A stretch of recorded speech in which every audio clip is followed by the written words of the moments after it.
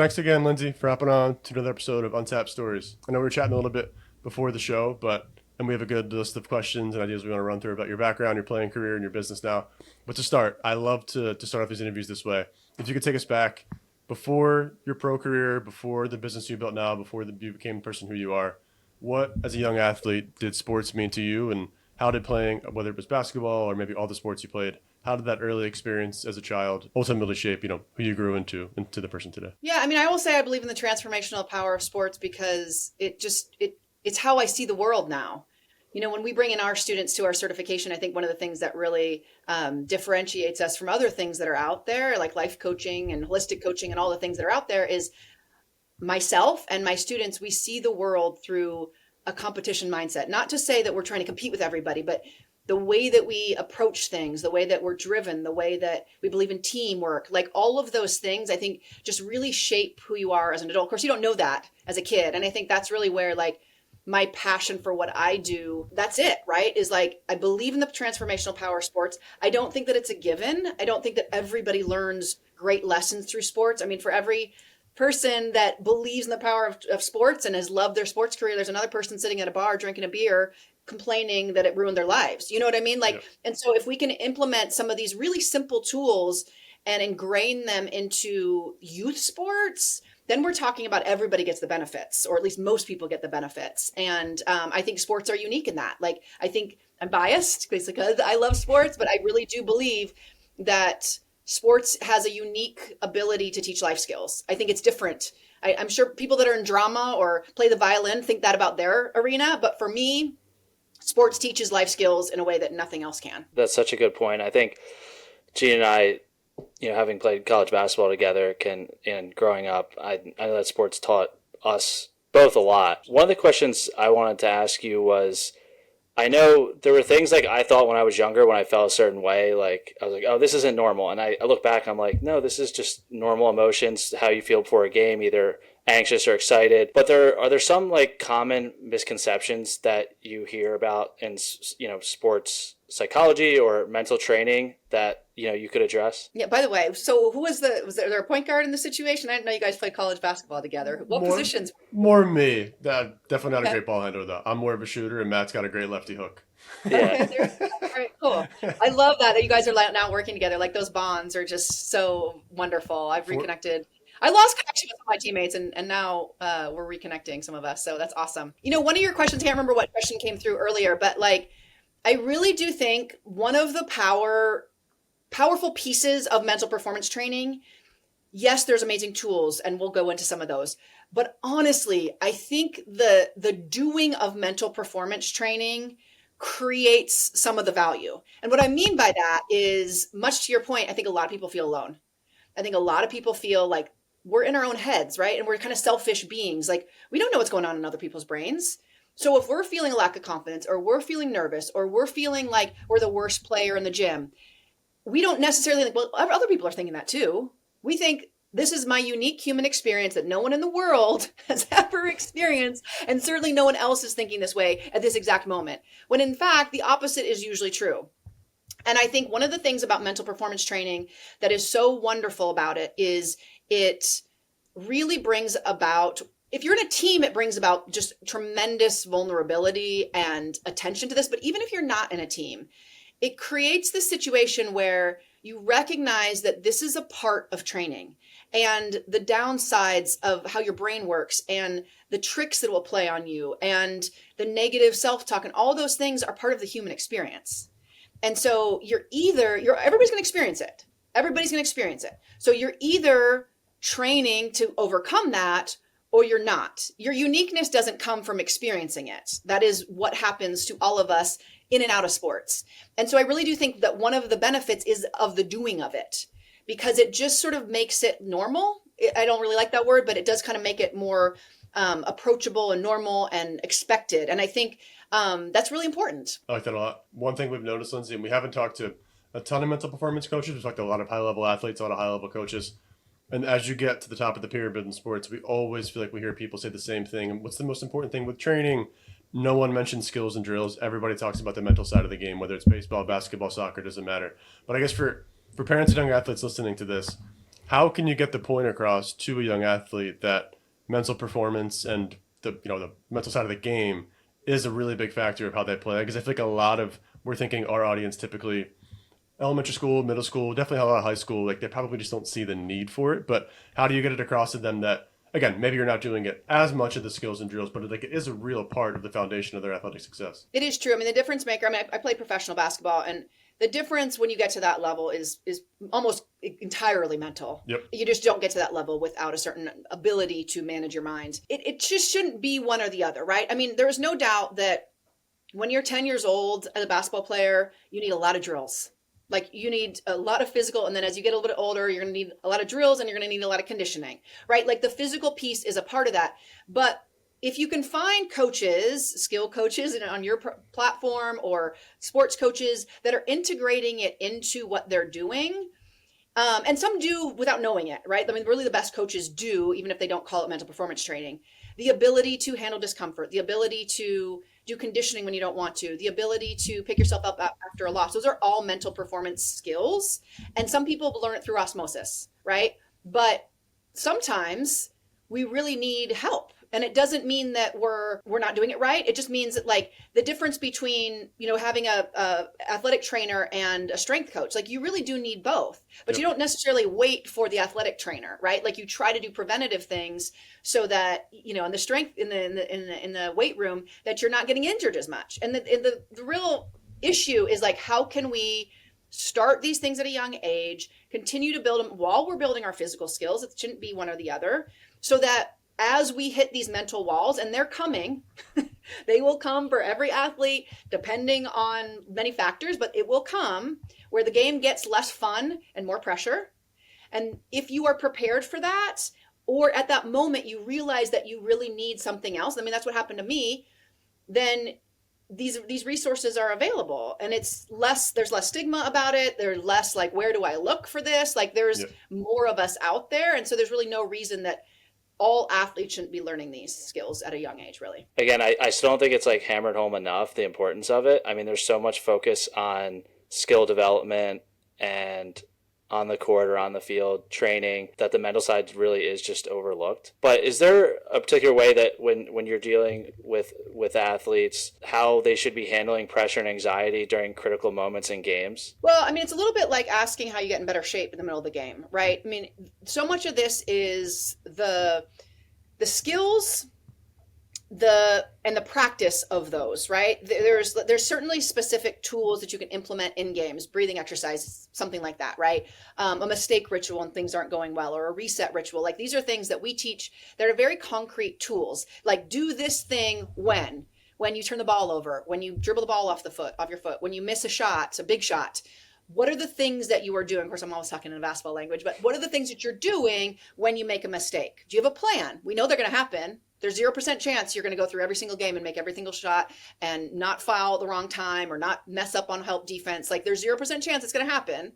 So we know it's going to happen. Do we have a plan? That would be one thing.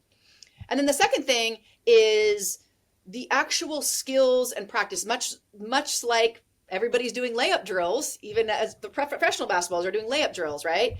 Is like, what are the practices that you're doing from a mental standpoint, if not every day, at least regularly? Because, the mind, if you want to call it a muscle, it's very similar in the sense that like, these are practices that you have to do. At some point, your brain's going to try to have negative self-talk, or you're going to have doubts, or you're going to feel sorry for yourself, or you're going to not feel so tough that day. Like whatever's going to happen, it's going to happen. And so if you have things that you can go back to and practices to keep yourself mentally tough, if you will, if you want to use that term, then it gets easier to sort of weather those ups and downs. If you don't, then you're just sort of like hoping. Not a good place to be as an athlete. No, and it doesn't really work. Or rather, sometimes it works and sometimes it doesn't. And then people are really frustrated because they're like, and then they think of it as like, I'm either mentally tough or I'm not. It's like, well, we don't think of that as like, you either have strong legs or you don't. I mean, there's some genetic component to it, but like generally you're going to be strong if you're in the weight room. Yep. Like really stronger than you would be naturally. You can build up to it. I guess one thing, obviously we've already covered a lot of really good topics. What about your particular story? You mentioned that you played pro basketball and you had some, I'm sure anyone who gets to that level, ups and downs along the way. Maybe what was your one key turning point that led you to build this business, and that you could maybe help other athletes realize or kind of like understand before they get to that point? Yeah, I will say people get into mental performance training because they either got mental performance training, which is actually pretty rare. It's getting more common, some of which I've coached, or they didn't get it and they're a little bit pissed and they want to make sure that, nobody else experiences things the way they did. I was of the former. I had a mental performance training coach at 16. I mean, this was like circa 1996, 97. Oh, wow. It was very early. He was actually a skill coach that knew about mental performance training and positive psychology and, that sort of thing. And so, I was really struggling. I had, and my parents, as it often is, in fact, my mom, who wasn't actually as involved in my sports career, was seeing me struggle. And you guys know this. I mean, when you're in high school, there's this window where you're either going to make it to the next level or you're certainly not. And I had enough physical skills and enough, let's say, athletic ability to play at the Division I level. And it was just like 0% was not happening. And I knew that the problem was me. I knew that I was passing when I should have been shooting and shooting when I should have been passing, and worried about everything, worried about getting a college scholarship. Like I just was really struggling mentally. And I was doing all the physical work. Like I was the kid that was up at like 6 a.m, like lifting weights before school. Like I was doing everything that I was supposed to be doing, but I was really inconsistent in playing.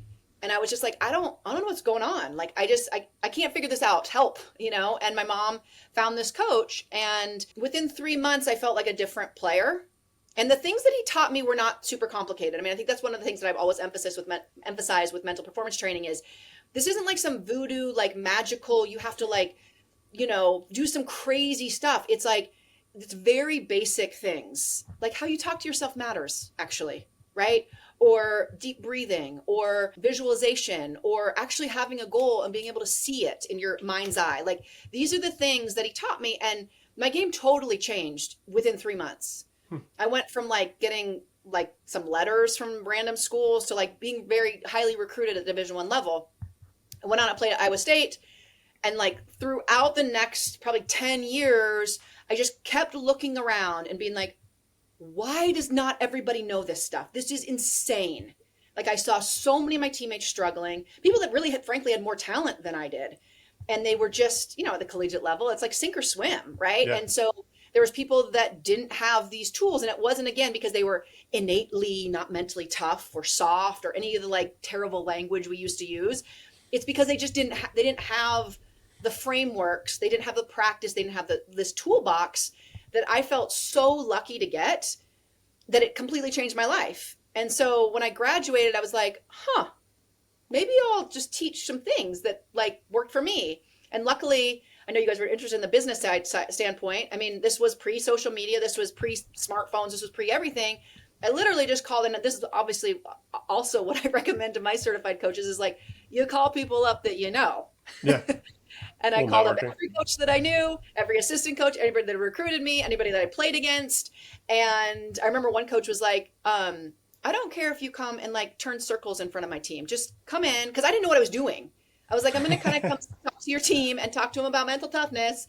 And I like had some like crazy curriculum that I like just pulled up out of nothing. And it just iterated from there. But what happened in those like early sessions, mostly with college teams, college women's basketball teams, because that was my connections. Okay. What happened was the thing that I always thought was people looked around and they looked at me and they said, why have we not learned this before? And I was like, that's what I thought too. Just me. And so I just kind of went off from there. You said you started being coached like mental training when you were 16. Is that correct? Yeah. Wow. I feel like we have a lot of young athletes that aspire to be college players. You played at the highest level.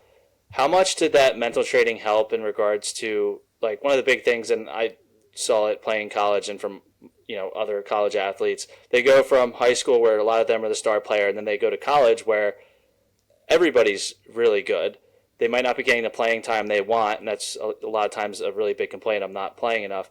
How much did that mental training prepare you for that transition from high school to college? Can I say 100+%? Because, I mean, and it's not to say I didn't struggle. I mean, I almost got redshirted my freshman year. I mean, I had pneumonia, I had a stress fracture. Like nothing really went well the beginning of my freshman year. And so, mental performance training or any kind of like basic tools don't save you from hard things. Just to be like 100% clear, but it gave me something to go back to. And, going from being, like you said, basically the best to potentially the worst, which is what happens often when you go to the collegiate level, is such a mind F, if I can say that word, that if you don't have tools to go back to, your brain will quit. Even if you don't quit, your brain will pull you back to safety and it'll say, oh, that's okay. I'm just gonna ride the bench for 4 years. At least I got a scholarship. And it's just, you literally cannot do it without, and again, not everybody's been trained in it, but the best have figured out how to do it on their own. You will not be successful at the next level without some sort of mental skills. It's just not possible. Your story is amazing, Lindsey. What about some of your own clients, people that you worked with over the last 20 years? What are some cool success stories about athletes that have worked with you, whether they're younger, college, pro, that you've really seen like a big mindset change, which has led to a result, whether in their sport or their life? I think the things that really get me excited are less about the like tangible results. I mean, I've definitely had Olympians, I've had people in the NFL like have great careers and mental performance training help them and all that. But the thing that I think is like the really cool piece about mental performance training, whether it's talking about sports or life, is like there's these times in your life where you get to sort of prove to yourself who you are and who you want to become. And it's not all the time. Like there's these moments and you kind of have like a path, right? You can either like quit or like pull back or like play it safe or just readjust your goals. And a lot of times when people come to mental performance training, they're at that fork in the road and they're in so much pain, emotional pain, I mean, sometimes physical, but mostly emotional pain, because they're feeling that tug. They're like, should I settle or should I really double down on my goal? I don't know if it's going to work. I don't know if I'm going to make varsity. I don't know if I'm going to play at the next level. I don't know. Can I still go for it knowing that it might not work out? That is like why we play sports. That is like the life lesson of all life lessons. I was just talking about it this morning with my entrepreneurial students that are building mental performance coaching businesses. It's like the cognitive dissonance of where I want to be and where I am right now is so massively uncomfortable to our brain that most people settle. Yep. And what mental performance training can do is it can help you deal with that massive discomfort. It can help you settle your brain and recognize that you're going to be safe by going full bore towards your goal, even if it doesn't work out. And so those are the moments that I think I'm just the most proud of, because when people do that, they can do it again in their life. And that's the cool thing about sports is you get to practice this at a young age when frankly you actually don't have that much to lose, but it feels like everything. Like, it feels, because the not, the failing and the not getting to your goal or the public embarrassment or whatever is like wrapped up in your thought process feels so massive. But if you can learn how to hold that discomfort, then you can do it in anything. I remember even when I was younger, wish I had some of these techniques and focused more of my time on that, because I think at a young age, if you don't have that training, I don't know how a lot of people would familiarize themselves with it. I guess it's easier now with the internet and other things.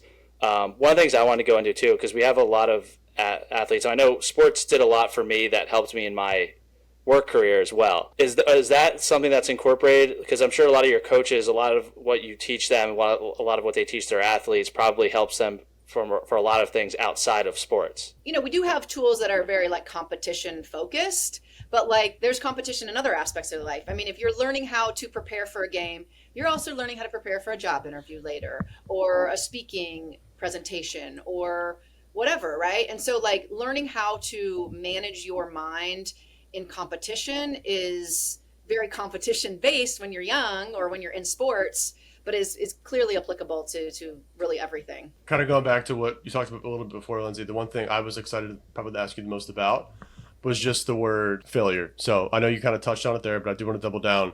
Even as an entrepreneur myself, sometimes we feel like we're in that boat where we're building a business, we love what we're doing, but we're miles away from where we want to be and everybody wants to be bigger. But like, how do you continue to go when you know the odds are so stacked against you? And I guess the only caveat question, I'd love your answer, is if you have an athlete who comes to you and they say, I'm really scared of failing. I want to get a college scholarship, but I know there's so much weight to that. Like, how do you help them understand that it is okay? Because we know as adults, like, it'll be fine if they don't get it. Their life will, they can still go on. They can make a different path. But like, how do you help kids deal with knowing there is failure, but still going for that goal? Because it's just different when you're in the mode. It's easy to teach it, but like when you're that kid, when you're 15, 16, like I don't know, there's a lot of weight on that. So how do you get that across to kids? A couple things. One is, I think one of the best life skills, I believe, is getting really excited about who you get to become through the process. Because what we have control over is being the person that goes for something. Like, we actually can be that. We can't control 100% the outcome, but we can be the person that is brave. We can be the person that goes for it when other people won't. We can be the person that doesn't play it safe in our life. And I always want to be that person. Am I in every aspect of my life? Absolutely not. It's impossible. Yeah. But thinking through that, because then for me, from a business standpoint, like, that becomes more important to me than the outcome that I may or may not reach, or maybe the time frame is going to be longer than I wanted it to be. And I think what comes from that too is the practice of something I call belief work, which is essentially self-efficacy. But the idea is our brain is not designed to go for any goal that it doesn't think is going to work out. Along the way, anybody can set a goal, right? We decide we want to make this much money. We decide we want to make Berkshire. We decide we want to be Division I athlete. That's fine. But the only way to continue to work towards that is to convince your brain that it's possible all the time. And that honestly takes practice, because again, you're going to you're going to go 0 for 10 in some game. You're going to get cut. It's going to take longer than you thought it was.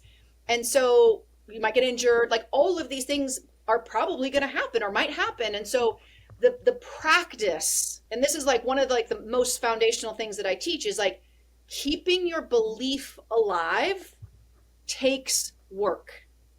Because if you're relying on results to keep that belief alive, well, I believe I'm going to be a Division I athlete if I score 30 points tonight. Okay, that's great. It's going to be easier to believe that. Can you believe it when you're 0 for 10? And most people can't. Mm-hmm. So then they start adjusting their goal. Or they show up just a little bit differently for practice. Or they get what we call it low vibe. They start like losing their energy and start just convincing themselves that it's never going to happen. And so, again, one of the foundational principles of what I teach is really a daily practice of something called belief work. And it involves visualization and positive self-talk, and really managing your belief because of how the brain actually works. And the brain is not designed to go throw money and energy and time and all the things at something that it doesn't believe is going to work out. It just is not. That's not how our species survived. And so when you know that, you recognize that, yes, getting in the gym is important. Yes, lifting weights. Yes, conditioning. All that stuff is important. The other thing that's really important is believing that your goal is possible. And 1,000%, that's work. That takes work. That beginning is super powerful, though. Just kind of understanding that, like, even if you don't get the result, the person you're going to become in the meantime is a lot better than the person you would be if you quit. So even if you fail, not that it's a who cares, I'm sure it hurts, it's a lot, but like, it's kind of, man in the arena idea. It's like, you're the one living through it. Yeah, at least totally. You took that shot, and you have to believe something positive will come from it, even if you don't get to the ultimate pinnacle. That's so cool. Kind of went into one of my questions in regards, I was going to ask you about visualization. Is there a specific, is there a favorite visualization method or mental imagery technique that you use? I mean, we talked about, having a goal to whether it's score 20, 30 points, and then having an over 10 game. How important is mental imagery techniques after that? And could you maybe give an example of, how an athlete could, because I'm sure we have athletes that are going to be listening to this that maybe are struggling, not getting the playing time they want. Is there a mental imagery technique that they can use? Yeah, I mean, we teach a pre-practice and pre-game routine. We call it the Braver, that implements or integrates like many different pieces of mental performance training into one like 3 to 5 minute routine. But one of the pieces to that is affirmations. And so affirmations are goals written in the present tense. It's a kind of a fancy word, but it's goals written in the present tense. And so, a really simple example would be, if I'm a 16-year-old basketball player, which I was, and I wanted to be a Division I basketball player, my goal would be, I want to play Division I, right? That was like written on my wall. And one of the shifts that's really important to make is you want to start training your brain that it is possible for you, that it is going to happen, period, full stop. And so what you say is, I am. a Division I basketball player. And the purpose of that is to create imagery in your brain. Because one of the things we know about the brain is we can set conscious, rational goals. If our subconscious is not on board, it's not going to work with us. It's going to actually work against us. And the subconscious really thinks in imagery, emotions and imagery. If I can close my eyes and I can see myself being a Division I basketball player, I start acting as if. I start showing up in a way as if that has already happened. And basically what I'm doing is I'm training my subconscious to say, it's safe. It's going to happen. You can do it. Just keep putting one foot in front of the other. And that is particularly important because of belief work after you screw up. Can you believe, can you close your eyes and can you believe and see and experience being a Division I basketball player when you went 0 for 10? That's hard. Most people 100%. Don't want to do that.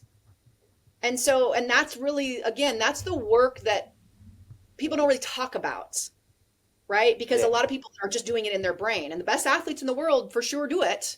Yeah. Again, whether they call it mental performance training or not, they keep the belief that this goal is possible despite the evidence right in front of them. Because you don't feel like you're going to be a Division I athlete when you go 0 for 10. You just don't.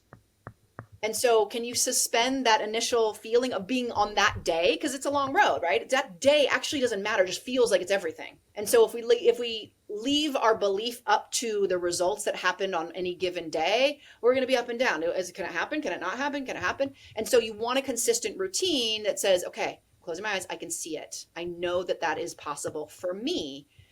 But again, that's hard to do, especially when you know that it's not guaranteed.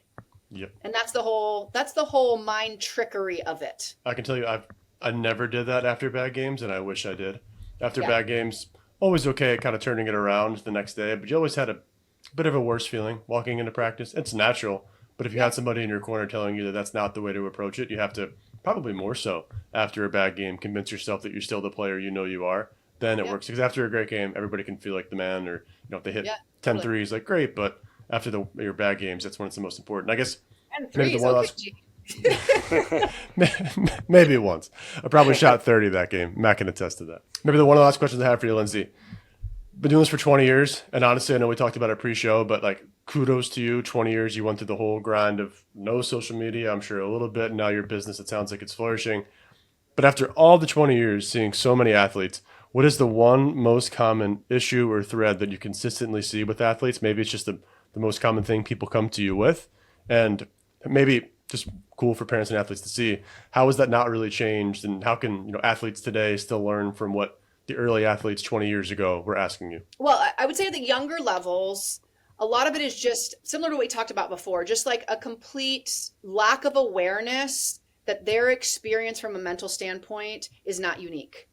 I mean, I really feel like that's so much of the message that I have to give to people, because they are struggling with something, they feel alone, they isolate, and they don't really think of it like with a growth mentality. Mm-hmm. They're like, I'm not mentally tough, or I can't focus, or I'm not resilient, or whatever language. They probably don't say those words, but they say something in their brain instead of, well, this is something I can improve on. And this, I'm not the only one to experience this, and that kind of thing. So I think that would probably be on the younger side. I would say for more elite athletes, one of the things that is consistently interesting to me, but also kind of validating, because this was my experience, was I think the things that really help athletes be really good is, and I should say, I don't think that there's a lot of like elite professional athletes that don't have the sort of like hard on themselves gene. Every once in a while, you see somebody that just naturally really just kind of like goes with the flow. I had a couple of those teammates, but I would say for the most part, when you're talking about elite athletics, you're talking about people that have been really hard on themselves. And one of the cool shifts that athletes can make as they get into their career and more mature, and maybe even into mental performance training, if they call it that, is a little bit more of a sense of calm. And they're able to take that hard on themselves and use it in a more positive way. And some people don't make that, right? And they just kind of make themselves miserable, and they just keep pushing. And I experienced that in my mid-20s, where I was just like, I'm just pushing. What got me here is going to get me there. So I'm just going to keep trying. And, if I mess up, I'm just going to be really hard on myself. And that's sort of what's always worked. So I'm just going to keep doing that.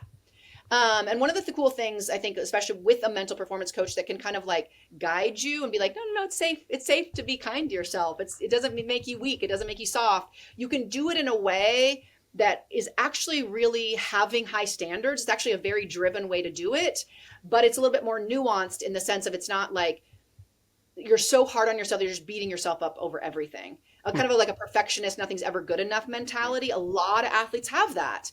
And again, it can work. It worked for me.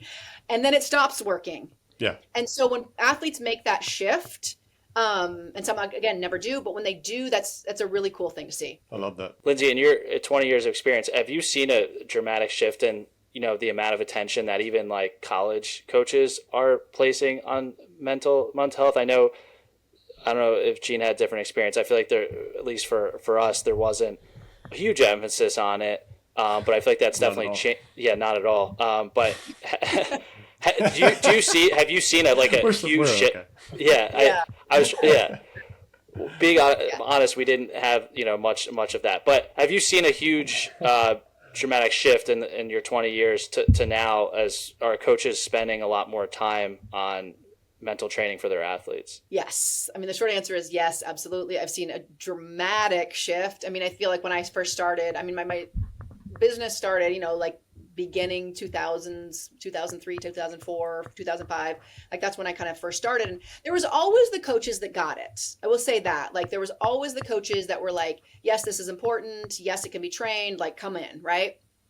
And now it's just much more mainstream. It just started shifting. I would say about like 10 years ago, professional athletes started talking about it. There's a trickle down effect. Yep. I think just in general, mindfulness, mental health, that became just more of a thing even outside of sports. And so that kind of trickled in our collective consciousness about the importance of mental health. Of course, COVID sort of put a spotlight on a lot of it, and in particular with youth.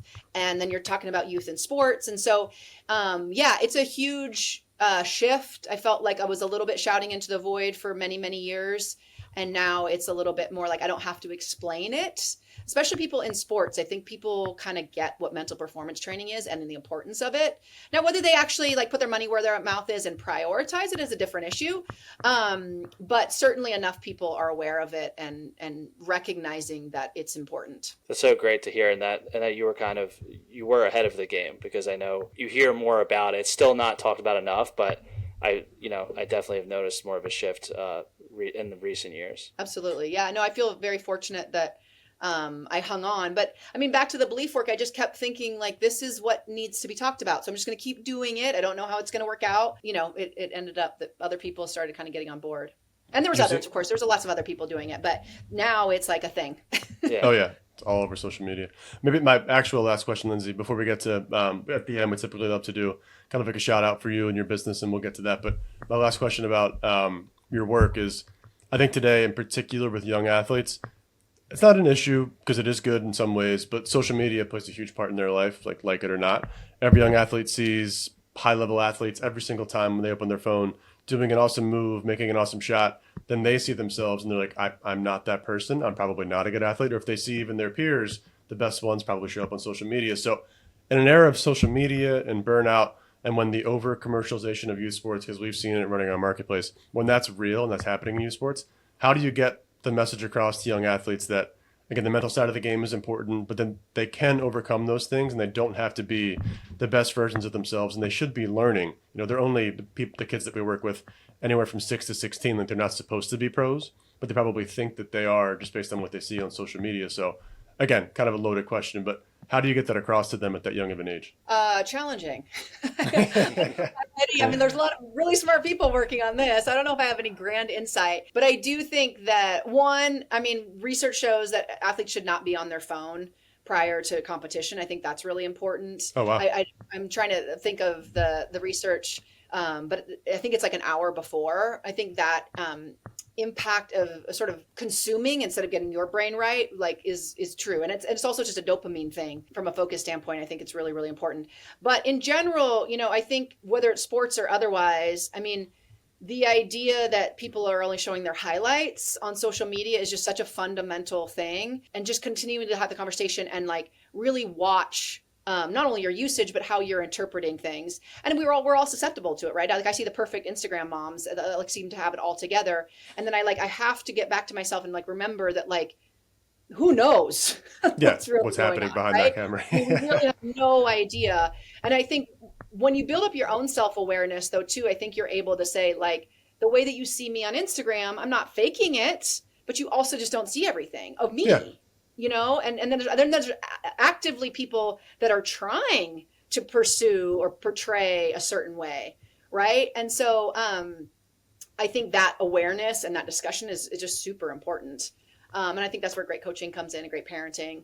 I don't think there's any easy shortcuts to that, but it's certainly something that's important. I love the idea of no phone an hour before our games. I mean, I can imagine probably the first time I ever saw an athlete do it, but LeBron, maybe 2014, 2015, brought a book out in the locker room. You saw him reading before a game, but he wasn't checking his phone back then. A lot of high-level athletes know that stuff, but I think the trickle-down effect, hopefully it continues to happen. Yeah. But young athletes need to hear that because they can shed themselves from a lot of, like, I think, discomfort and just kind of like self-shaming if they listen to it. So. Yeah, absolutely. Lindsey, I just want to say I really appreciate you hopping on. I mean, I think you gave us some really valuable insight for us, but also our audience who, I think, the more that we can help the youth in regards to even just talking about the mental side of things, the better. When you're talking about parents and their impact on young athletes, I mean, I'm a parent, I have 4 kids. So I know like when you are spending money on your kid, you're trying to help them. And I think there's a certain amount of skill work that needs to happen. And there's a certain amount of teams and travel and like all that stuff. But I think when we're really talking about what we want to get out of sports, we need to find coaches, either mental performance coaches or skill coaches like you guys have that are trained in this stuff, because this is really the things that are going to take them, whether they play college or even high school, we don't know, right? And these are the life skills that like as parents, we really do want our kid to develop through sports. I mean, I think ultimately most parents are like in sports and spending money on sports because of these life skills. Like when it comes down to it, I think that they're being really honest. And I think mental performance is such an important part of making sure our kids have a great sports experience, that they develop life skills, that this isn't just about the results right now, that it is about like lifelong skills. To be honest with you, before we get to your business, that's exactly why we launched Athletes Untapped. My wife and I had those experiences. I know Matt did too, coaching, but there was a girl that I trained in basketball every day for 4 years. Her parents, this is like 7 years later now, still call me her OG coach. She wound up playing in high school and like, but you can have a real impact on a kid's life. And I don't think she's going to play in college. She had the chance to, but like everything we taught her, responsibilities, hard work, that just sticks with you. And coaches know it. Awesome. So that's why you love doing it. But what about, so anybody listening to this that wants to work with you, get involved, get into your program, what's your, I guess your shout out, how can they, learn more about you? Where should they go? What's the point? Yeah, well, I have my own podcast.